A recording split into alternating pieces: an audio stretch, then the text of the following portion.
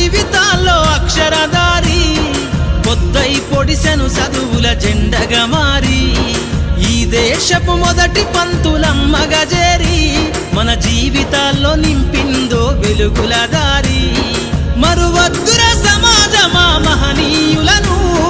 మరువద్దుర సమాజమా మహనీయులను పూలే సావిత్రిబాయి త్యాగాలను అనగారిన జీవితాల్లో అక్షరధారి పొద్దై పొడిసెను చదువుల జెండగా మారి ఈ దేశపు మొదటి పంతులమ్మగా చేరి మన జీవితాల్లో నింపిందో వెలుగుల దారి